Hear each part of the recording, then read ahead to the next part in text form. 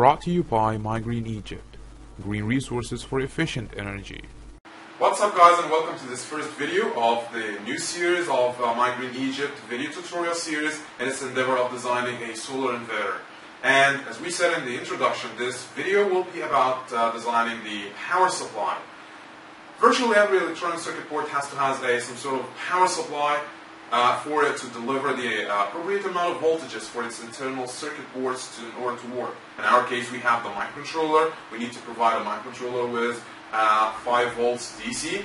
We have other analog ICs like the operational amplifier and the Hall effect current sensor for the MPPT battery charger. Those two ICs needs plus and minus 15 volts DC for them to work appropriately. For power supply section design, we have two alternatives.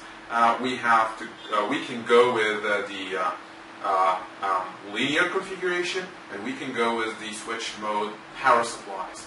But in solar inverters, we have solar panels stacked together, connected in series, so the solar panel can generate amount of voltages up to 500 to 750 volts DC, which is a huge amount of voltages for us to step it down to small values like 5 volts and 15 volts DC. So linear power supplies can't do this job. In theory it can, but it will waste a huge amount of power as a form of heat.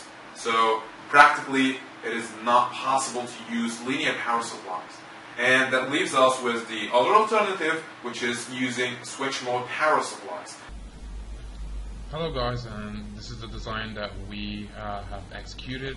And if you want to download the CAD files, it's an electronic circuit board that was drawn on the Eagle CAD software, and we have posted it on our Facebook page, myGREENegypt, so you can find it in a post there. If you haven't downloaded it, please go there and start downloading the files, because you will know it is easier to study the design having those files. So the circuit board is divided into 3 main parts, as the part of this video that this video is concerned about: the power supply, and you have the DC to AC inverter, and finally you have the battery charger, the MPPT charge controller. And today our focus will be on the topic of the power supply design. As I said before, you have on the input the power or the voltages coming from the solar panels.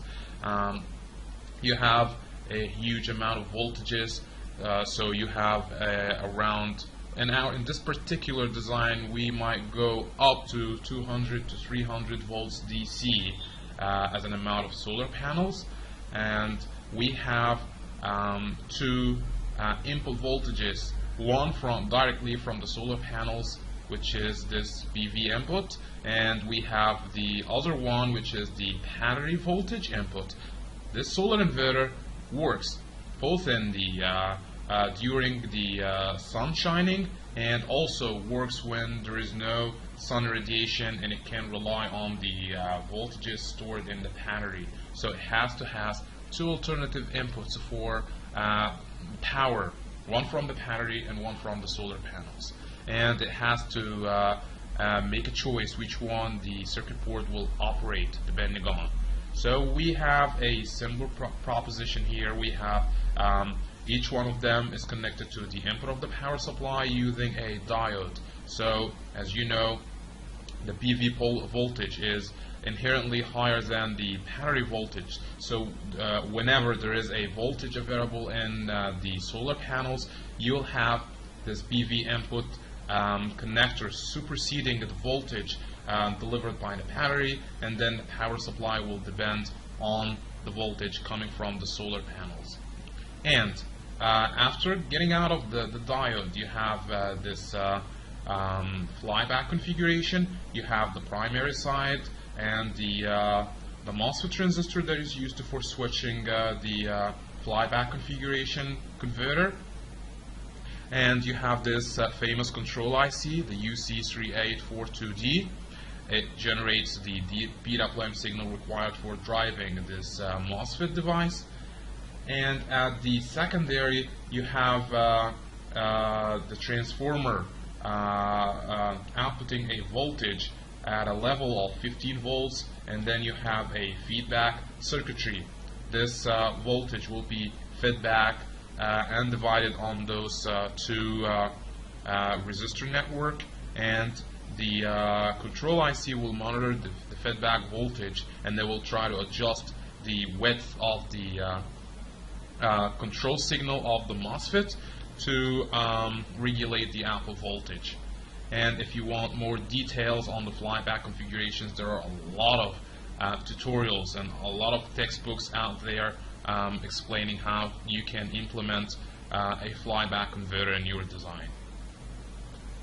At the output of this flyback converter, you get a 15 volts DC, and you need, as I said before, you need a 5 volts DC output out of the 15 volts DC. That is why we have used the this control regulator, this switch mode regulator. The wait a minute here. It's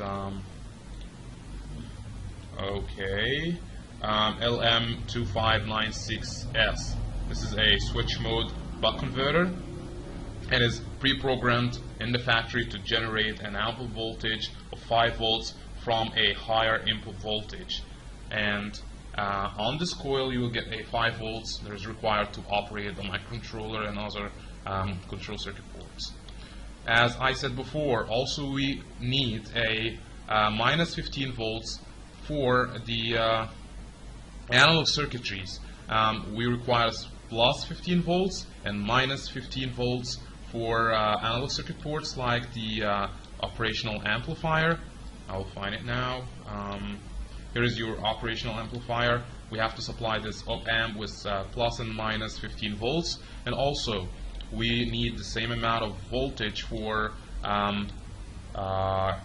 to supply the current sensor, the Hall effect current sensor for the MPPT charge controller. Where is it? Okay, it is at the output. Here we go. We have to supply this current sensor with minus 15 volts and plus 15 volts. And in order to get the negative value, you have to use a cut configuration using the control IC, the 3063. It's a switch mode regulator, and it can generate both in different configurations. It can generate positive values of voltages higher or lower than the input value, and it can also generate a minus value or a negative value of voltages if the input value is positive. So we use the configuration to generate a negative value of voltage from a 15 volts input. So what went wrong? Everything is not perfect in this design. Okay, let's start with the flyback configuration. In order to create or to make a flyback converter, you have first to pay attention to the design of a flyback transformer. The flyback transformer is, in theory, is just two coupled inductors, or even more than two coupled inductors. It might be one primary, two secondaries, three secondaries, four secondaries, and that means you can have multiple output points. But in this case, we only need one output, so you have to pay attention to the design of the primary inductor, and you have to pay attention to the inductance value of the primary inductance, and you have to pay attention to the amount of resistance that this coil has.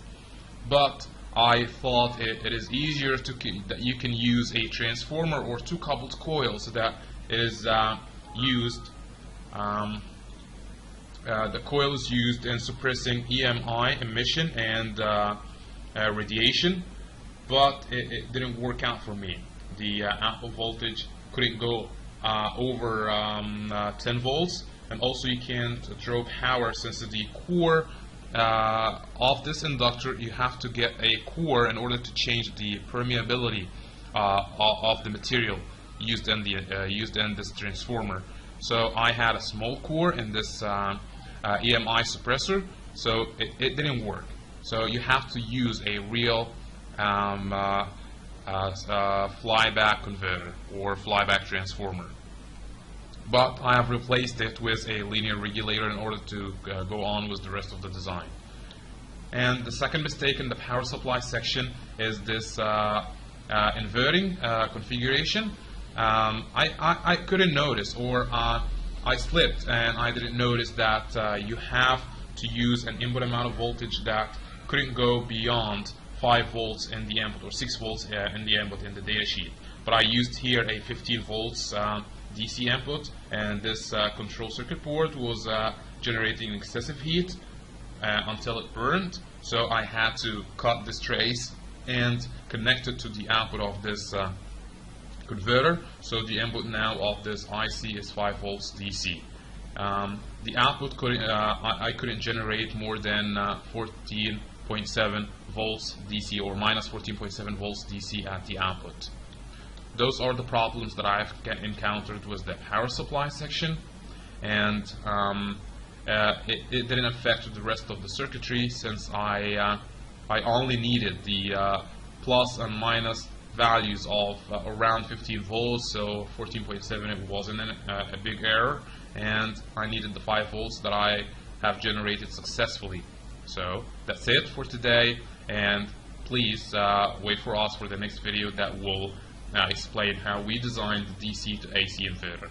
Thank you for watching, and if you have forgotten to subscribe to our YouTube channel or like our Facebook page, please do so.